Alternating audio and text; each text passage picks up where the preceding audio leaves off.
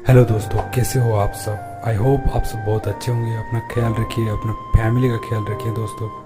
तो दोस्तों, बुद्ध की जो कहानियाँ भले ही आज का ना हो, पर उनके कथ्य मानवीय भाव से जुड़े हुए हैं, इसीलिए वे आज भी हमारा मार्गदर्शन कराती है। यह कारण है कि हिंदी में बुद्ध की कहानियाँ बेहद लोकप्रिय है। इसीलिए आज हम आपके लिए एक बुद्ध की लोकप्रिय कहानी लेकर आए हैं, जिसका शीर्षक है हमें दुख कौन देता है। यह एक ऐसी कहानी है जो हर किसी के कर्म को छू जाती है। हमें उम्मीद है कि गौतम बुद्ध की ये कहानी आपको बहुत पसंद आएगी। एक बार महात्मा बुद्ध किसी गांव में प्रवचन दे रहे थे। वे अपनी बात को समाप्त करते हुए बोले, मानव के दुख का कारण है स्वयं को किसी से बांधना। जहां भी मोह होता है, बंधन होता है, वहां दुख स्वयं ही उत्पन्न हो जाता है। अतः अपने बंधनों को जाने और उनसे बाहर निकलने का प्रयास करें। इसके बाद उन्होंने सभी लोगों को आशीर्वाद दिया और फिर अपने आश्रम को लौट गए। अगले दिन उनसे एक व्यक्ति मिलने आया। वह बुद्ध को दंडवत करता हुआ बोला, महात्मन, मैंने कल आपका उपदेश सुना। आपकी बातें मेरे हृदय में उतर गई। मैंने अपने बंधनों को तोड़ दिया है, सारी मोहमाया का त्याग कर दिया है। अब मैं आपकी शरण में आना चाहता हूँ। उस व्यक्ति की बात सुनकर बुद्ध मुस्कुराए और धीरे से बोले, मुझे विस्तार से बताओ वत्स, तुमने कौन कौन से बंधन तोड़े हैं और किसका मोह त्याग कर दिया है। वो व्यक्ति बोला, मेरे घर पर मेरे बूढ़े पिता माता और पत्नी है। मेरा एक छोटा बच्चा भी है। मेरी पत्नी बहुत बीमार रहती है। उसके कष्ट देखकर मैं अक्सर सोचता रहता था कि वो मर जाए तो उसके कष्ट दूर हो जाए। उसकी वजह से मैं बहुत दुखी रहता हूँ। लेकिन कल जब मैंने आपका उपदेश सुना तो मेरी समझ में आ गई कि मेरे परिवार से मेरा बंधन ही मेरा दुखों का कारण है। अगर मैं इसके चक्कर में पड़ा रहूंगा तो कभी सत्य को नहीं जान सकूंगा। इसीलिए मैं अपने घर को त्याग कर आपके पास आया हूँ। बुद्ध ने पूछा, क्या तुम सचमुच सभी बंधनों से मुक्त हो गए हो? देख लो, कहीं कोई बंधन तुम्हारे पीछे रह तो नहीं गया। वह व्यक्ति बोला, नहीं प्रभु, मैं अपने जीवन की सारी चीजें को पीछे छोड़ाया हूँ और आगे बढ़ना चाहता हूँ। बुद्ध ने कहा, अगर ऐसी बात है तो फिर ठीक है। आज तुम यहीं आश्रम में रुको। कल मैं तुम्हें बताऊंगा कि तुम्हें क्या करना है। बुद्ध ने अपने एक शिष्य की ओर इशारा किया। शिष्य ने उसे आश्रम की अतिथि कक्ष में पहुंचा दिया। वो व्यक्ति उत्सुकता पूर्व आश्रम की गतिविधियां देखता रहा। उन्हें देखकर वह बहुत प्रसन्न हुआ और अपने सौभाग्य पर इतराता रहा। अगले दिन बुद्ध ने उस व्यक्ति को एक कार्य सौंपते हुए कहा, तुम्हें पूर्व की दिशा में जाना है। वहां पर तुम्हें एक गांव मिलेगा। गांव के बाहर ही एक साधिका का घर है। वह तुम्हें कोई वस्तु देगी। उसे लेकर तुम्हें वापस मेरे पास आना है। वह व्यक्ति पूर्व की दिशा की ओर चल पड़ा। गर्मी का मौसम था। कुछ ही देर में वह पसीने से तरबतर हो गया। उसे प्यास भी सताने लगी। वह सोचने लगा कि अगर इस समय मैं अपने घर पर होता तो इस तरह गर्मी में पसीना नहीं बहाना पड़ता। कुछ दूर और चलने के बाद भूख भी सताने लगी, पर वह एक सुनसान और बंजर रास्ता था। आसपास ना तो कोई पेड़ था और ना ही पोखर तालाब। वह पुनः सोचने लगा कि अगर मैं इस समय अपने घर पर होता तो अपनी पत्नी के हाथ का बना स्वादिष्ट भोजन कर रहा होता। पता नहीं क्यों बुद्ध ने मुझे गर्मी में इतने दूर भेज दिया। काफी देर चलने के बाद वो व्यक्ति गांव में पहुंचा। गांव के बाहर ही एक घर बना हुआ था। उसने दरवाजे के पास पहुंचकर उसे धीरे से खटखटाया। दरवाजे को एक साधिका ने खोला।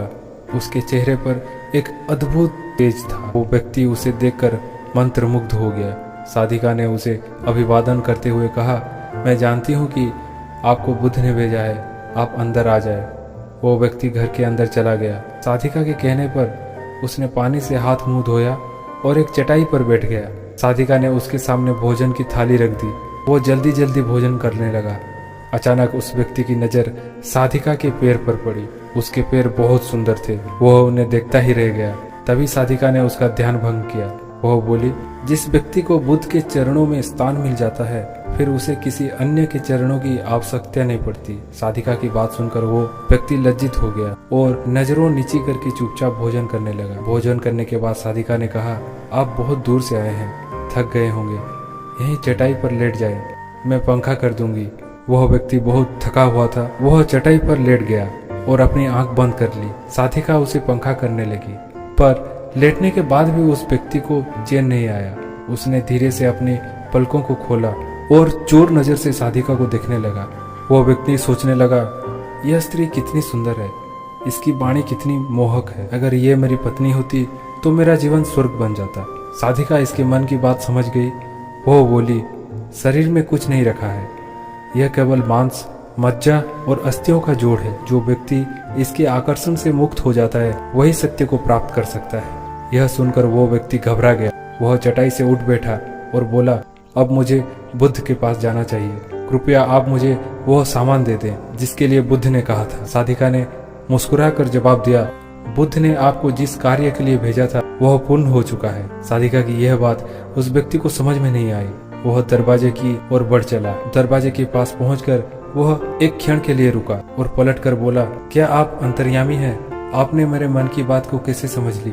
वह स्त्री मुस्कुराते हुए बोली, बुद्ध की कृपा से मैं मोह माया से ऊपर उठ चुकी हूँ, इसीलिए भगवानों से निर्लिप्त हूँ और किसी के चेहरे को देखकर उसके मन में उठने वाले विचारों को समझ लेती हूँ। उसकी बात सुनकर वह व्यक्ति एक बार पुनः लज्जित हुआ और सोचने लगा कि जिस स्त्री ने सच्चे मन से मेरा सत्कार किया, मैं उसके बाद में क्या क्या सोचता रहा। उसके बाद वह बुद्ध के आश्रम की ओर लौट पड़ा। आश्रम में पहुंचकर वो व्यक्ति बुद्ध के चरण में गिर पड़ा और बोला, महात्मन, मुझे क्षमा कर दे, मैं बड़ा पापी हूँ। उसकी बात सुनकर बुद्ध मुस्कुराए और बोले, मैंने तुम्हें साधिका के पास इसीलिए भेजा था ताकि तुम अपने आप को देख सको। अब मुझे बताओ, क्या तुम सचमुच मोह और बंधन को त्याग कर चुके हो? वह व्यक्ति कुछ नहीं बोला।